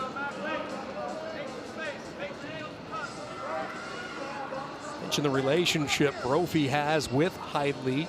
Those two worked out together in Colorado. What a unique and wonderful opportunity for Brophy that was. Max Stout's he's not going to slow down the shooting. We made the analogy with Nino Bonacorsiman's here, and Nino would just shoot, shoot, shoot, shoot, shoot. And that's what's happening right now. Mack is going to continue to attack. As a result, you saw Majerison stick his hand up, the fist. First stall call on Brophy. Keep that in mind as we march to the final 2 minutes. Max Stout says, let's go down, the All-American and ACC champ. Strong wrestling lineage with the Stout family. His brother Ryan. Ryan ran a club for a few years, wrestled at Clarion. Of course, his older brother Kellen, 7 years older. And then we talked about Luke.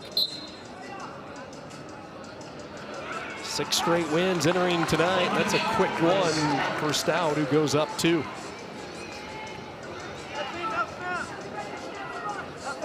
Riding time is essentially 5-2. And Brophy is still in this match. Sean, you mentioned it, that as what we appeared to be a really aggressive and dominant by Stout, it's only right now a 3-point match with riding time. He's gonna suck that leg in. And so we have a position here where Brophy is still moving forward. Watch as he leans with his right leg, he's gonna put that right arm down. Look, the right arm is down to down block. Down blocking meaning that I'm blocking to a downward motion. That way, he didn't down block that shot. Working up. Brophy's doing a good job of keeping that left leg forward. But there's 3.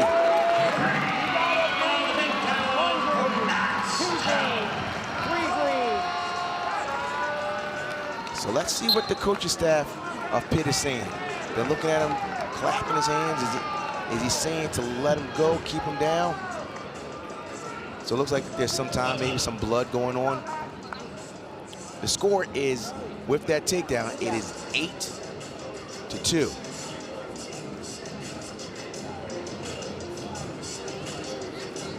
Well, when we do the math, Sean, if it's a 3-point or a 4-point win, it's still going to come down to the next match. It's going to take all. No matter if you get the bonus point or not, it's going to come down to Trumbull and Pitzer at heavyweight. Keith Gavin won a national championship back in 2008, wearing the Pitt singlet. Year number 9. He's had a tough time against NC State, 1-7. Matched up against the Wolfpack.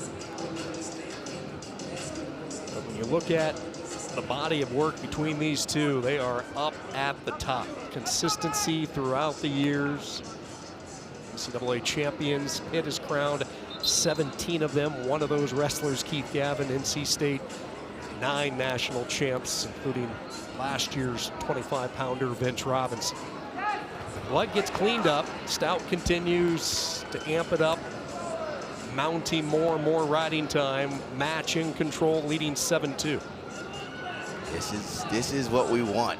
We want good television, and that means it's going to come down to the heavyweight.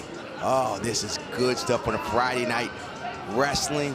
Last match, All-American versus the ACC champion. 17 seconds maxed out, controlling riding time in his favor, completely secured, so it is 8-2. Okay, green, cover legal. Stout for the 2nd straight year, leading the Panthers in wins entering tonight. This will be his 15th victory of the year. He's put up a mountain's worth of riding time, now eclipsing over 2 minutes. One last turn and face by Brophy. Stout continues with the control, and there is one weight to determine this one tonight from the Steel City. 8-2, maxed out, your winner by decision, and it comes down to heavyweight. That was a solid win, and we have what we wanted. We're going to go to winner take all at the heavyweight, Dayton and Isaac. Rock was a little grumpy when we woke up this morning. There was snow, there was cold for the 2nd straight week, but boy, he sure perked up once we stepped inside Fitzgerald. You see that? Zach Rader was just banging ahead, move forward, bang the head. But you know what, Fred, he's a veteran. Veterans say, look, it's only a pinky, do I need it? Keep that clock rolling, and next thing you know, we're down to 9 seconds. That was so good. That's just a feel, just continuing to go with the motion. Especially against an opponent like Bisgins. Oh, that was good. Try and get across, excellent defense there. Little throw there, look at that! He went for the throw, and Bisgins caught it. Ooh, still into a body lock position, and Augustine finishes them off. And got some swipes there, but no back points. Well, Rock, usually you pound me a little bit more. I'm feeling pretty fresh, but it was last year you pushed the rewind button. This heavyweight match, I didn't lift my shoulder above my head for the next 3 months. If this turns out like I want it, both of your shoulders are going to be taken out of shoulders. This is why the duel is so much fun. It comes down to heavyweight. Let's push the rewind button. The flashback to last year. ACC championships inside Cameron Indoor. Isaac Trumbull, he was banged up, dealing with a knee injury, and Pitzer made him pay. Then the two met 2 weeks later. NCAA championship, second round. Fresh off surgery, Isaac Trumbull with 2 good knees. It was a dogfight, a battle with Pitzer, but he ended up on top 5-2. What do you expect tonight in the rubber match? In the rubber match, when you have so much on the line, you expect everyone to put it out there. Now, Trumbull is going to say, I wasn't 100% when I lost. However, he did lose. Now, Pitzer has been in this position before. He knows what he has to do. He does not want to get underneath Trumbull. We are going to have a heavyweight winner-take-all Friday night duels. This is what I want. Last 3 meetings between these two, Dayton Pitzer and Isaac Trumbull. Trumbull has been a bonus point machine this year. 11-0, 4-0 in ACC competition. 8 of his 11 wins coming via bonus points. For Dayton Pitzer, ranked 15th in the country, 12-4. And he has been one of the fan favorites. Grew up in nearby Mount Pleasant. The ACC champion, one of the WPIAL guys for Pitt. You know, they have a big fan base. And what a moment, what an opportunity for him right now in front of this packed house at the Fitzgerald. NC State and Pitt entering tonight. Both sitting in a battle for second behind unbeaten Virginia Tech. Pretty simple. Winner of this match moves into second place all by their lonesome in the competitive ACC.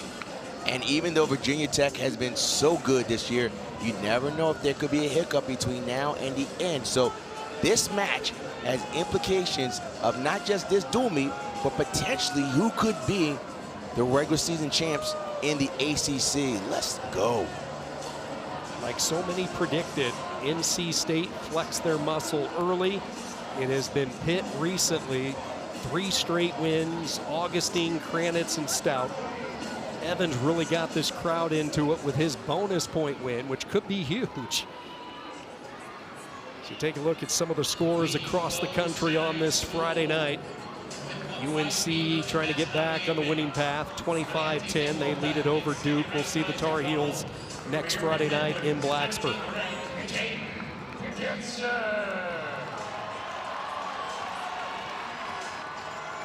Dayton Pitzer has made his way to the center of the mat.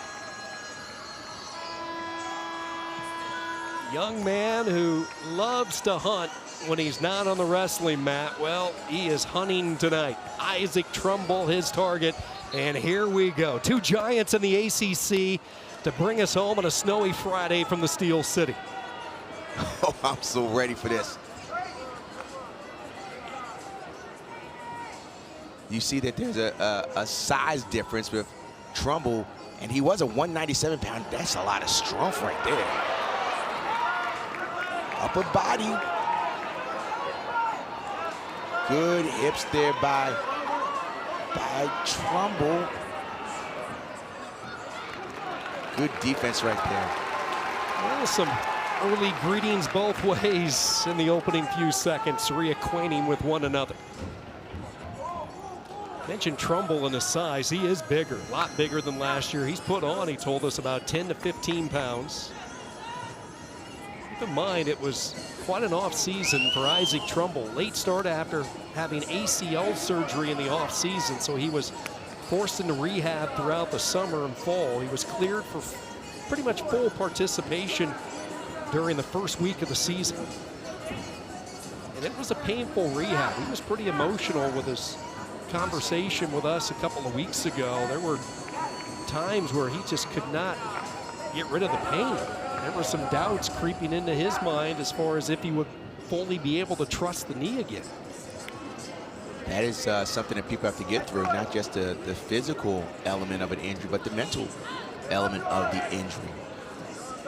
Looking at this match, Pitzer can't shoot straight in on Trumbull. He has to sweep. He's fast enough, he's long enough, but he's got to stay to the outside and not shoot straight on with Trumbull, because Trumbull, what we've seen over the years, He will squash your body down and then crunch you to score. He has traditionally had, whether it was at 97 or even now in his second year at heavyweight, tree trunks for legs, meaning that he is rock solid in that lower foundation.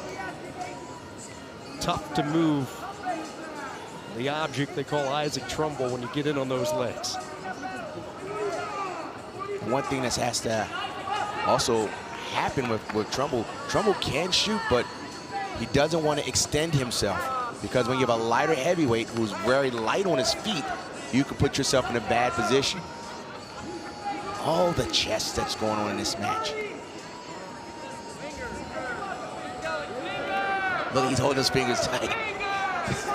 The crowd chanting. Oh, he's really ranking those fingers. Cranking those back, and now Majerison on top of it. Little smile from Papalizio's corner. Gavin was trying to get Majerison's attention. ACC wrestling tonight. NC State by 2 over Pitt. As we go into the second period and we see the choices, will Dayton Pitzer decide to go underneath Trumbull? We are about to find out. Pitzer will defer to the third period. Papalizio tells Isaac Trumbull, let's start underneath. Good look at Pitzer. And Pitzer is solid on top. You look back, last couple of years for Dayton Pitzer, really like Trumbull. The only thing that has slowed him down at times has been the injury bug. He's been banged up on a couple of different junctures, and when he is fully healthy, there's a reason he was one of the most sought-after recruits in the country coming out of Mount Pleasant Area High School. He was a pinner in high school. Certainly was. 100 pins in his prep career in Pennsylvania. Stand up here by Trumbull. Pitzer changes course, switches to the opposite side of the body, getting a little bit high here. Now he cracks down onto the leg. He's going to have to improve that position, as you see Majerison counting it out, and the stall on Pitzer for not working his way up the body. And that's what we were talking about before. You don't want to be straight up underneath Isaac Trumbull, because he'll just crunch you down. He earned that stall. Okay, don't move. Okay, cover legal. 25 seconds into the ride to start this second period. A little claw action. Trumbull is up. On both wrestlers, there's no need to rush anything. Pick your spots. Ear to ear, collar tie from Trumbull. We haven't seen a shot yet by Trumbull. We haven't seen like a real committed, and he has a good knee pull to his opponent's right leg. As I mentioned earlier in the broadcast, wrestling moves are pretty much the same as what is called knee pull. You're reaching and you're pulling that knee to you. So he's going to use his right arm to pull the right leg. There's that knee pull. Oh, he's going upper body. Yeah, he's going to go big boy. Wizard put in by Pitzer, trying to curb it off a little bit. And Pitzer, behind that Wizard, powers his way back up to a steady base. But we saw the knee pull action showing that he does have the offense. But when he could not get to the knee pull, he went straight upper body on him. Short time in the second period. Winner of this match wins tonight's duel. That's what's on the line over the next couple of minutes. And so we go underneath 10. Does not look like either wrestler is going to take a shot here in the closing moments. So, Rock, let's put you in the pit corner. It's going to be Pitzer's choice. What do you do? I'm looking, and immediately, wow. Okay, look at the body motion. Gavin pointed down, and then he pointed down again. You saw the head rock of Pitzer. No, like, I don't know, but this is exactly right. The crowd needs to get into this. It's called an adrenaline push. They're stomping. The old wooden bleachers in a historic, iconic location like Fitzgerald Fieldhouse, constructed all the way back in 1951. Sellout crowd That's a tonight. switch. He's good at the switch. He's good at the switch. But look at the man strength of Trumbull. He got the one, and then he went right back in. He went right back in. Good position there. Good position there. He's going to try and slide that leg, but good hips there by Trumbull. Trumbull's cracking it down where he's very strong here. Watch the cradle here. Tough situation, little roll.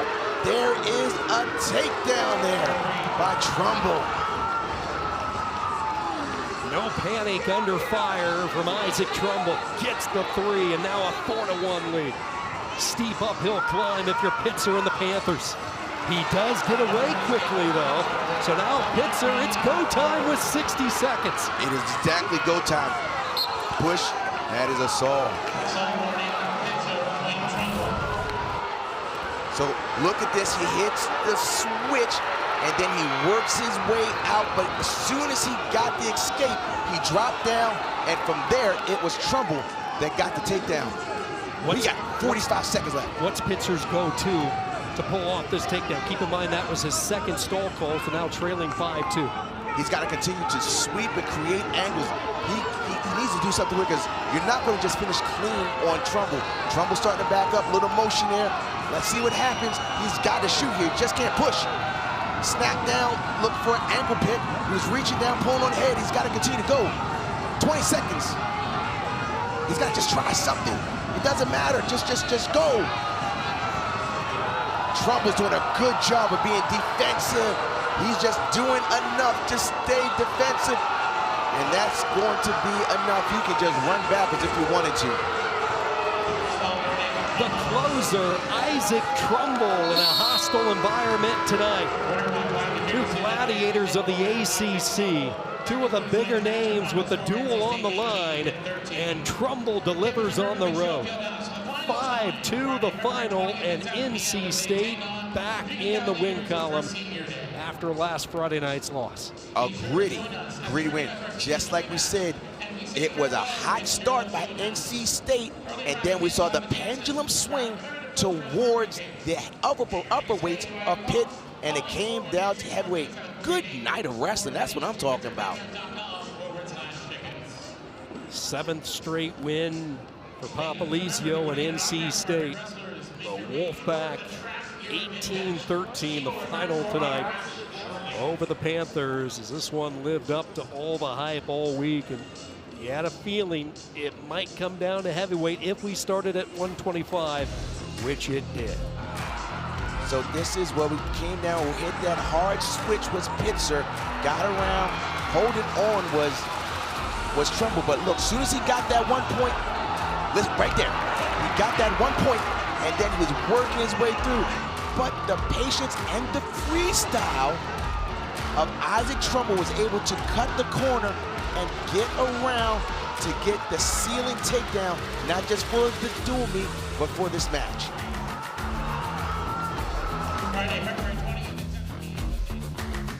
You can't see me, John Cena. Trumbull, that's why heavyweight's not just good, but they have to have ice in their veins. They have to get to a position like, look, I know it's all on me, because even though no one remembers what happens along the way, what they will remember is, did you close it out? And Isaac Trumbull closed it out. Trumbull stays perfect on the season, now at 12-0 on the year. He stayed perfect in ACC competition, and his ceiling win pushes NC State into the #2 spot. Wolfpack now 4-1 in conference action. And keep in mind, for Pitzer, he has been the closer this year for Pitt. I mean, not just once, but on 2 situations. He delivered the dual clinching win over Princeton with a fall. He had the major decision over West Virginia. So yeah, just 2 heavyweights. Razor thin margin of error between the 2, and it's Trumbull who prevails late. And securing the win for Pat Papalizio and the Wolfpack. It's only February. We got another month of this, and then we move into the championship month of March, all starting with the ACC championship in Blacksburg. Isaac Trumbull now joining us. And first off, Isaac, congrats. What a finish tonight. Take us through that last really 4 or 5 minutes with your rival Dayton Pitzer here in the ACC. Yeah, I've wrestled a guy, what is that, 4 times now?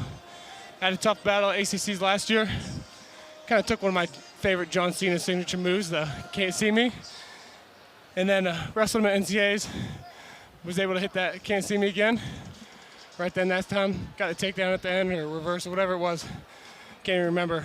I took the can't see me right to the TV again. Now, Isaac, you are a heavyweight. Lots of pressure on you to get to a position where you can close out the duel. Do you like having that pressure when the duel meet? If your team wins or loses, falls on you? I mean, I kind of try to put it in football terms.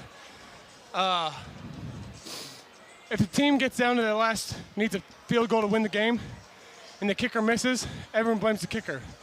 It's not the kicker's fault. It's the offense, defense, and the other players that put that guy in that position. It should never come down to that position, but that kicker's got to be ready for it. And I kind of think of myself as that kicker. Got to come down clutch, kick the field goal to win the game for the rest of the team. Isaac, we talked to you a couple of weeks ago, and you talked about the off-season challenges you had following ACL surgery. When you have a moment like this, put it all in perspective and take the audience through what you were going through, you know, back in the months of April and May and June leading up to the stretch championship run for you. Yeah, it was probably one of the toughest times of my life. Recently got married, had ACL surgery. I'm very grateful I had my wife to take care of me during that time, because if I didn't have her cooking meals for me, making sure I'm getting to PT, I don't know how good of these meals the guys on the team would have cooked for me. So I'm very grateful for that. But it was a few months of tough battle with my trainer. I'm trying to get in there all the time, and he's like, man, it's summertime. I'm not getting paid good enough to be here on Saturdays, Sundays too. I gotta get my time off too. So it took a lot of time. And we got another guy on the team going through the same thing. And I told him he's just got to keep his head up, keep grinding, and look at the other people in the training room on other sports, and you better make sure you're in there more than those guys. And we're happy to report you walked down the aisle following that surgery. Exactly, I am too. And slapped the brace on after, slapped the brace on and broke it down on the dance floor. I love it.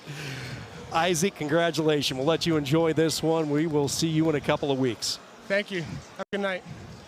Big win. Isaac Trumbull, NC State. Rock put the finishing touches on this one tonight. We called it. We said it was going to be dominated in the lightweights for NC State, and then there was a swing towards the upper weights of Pitt, and it came down to heavyweight. Isaac Trumbull, ice in his veins, number 2 ranked guy in the country. He's looking not just for another ACC championship, not looking for an All-American. He wants to win the NCAA championship, and he's got the grittiness to get it done. What a finish. A lot of fun tonight. Hope you enjoyed it here from Fitzgerald Fieldhouse. Final NC State as it came down to heavyweight. It was a packed house. The Wolfpack on a snowy Friday night able to take care of business. 18-13 your final. For Rock Harrison, our fantastic crew from Pitt, this is Sean Kinney saying good night from Pittsburgh, PA.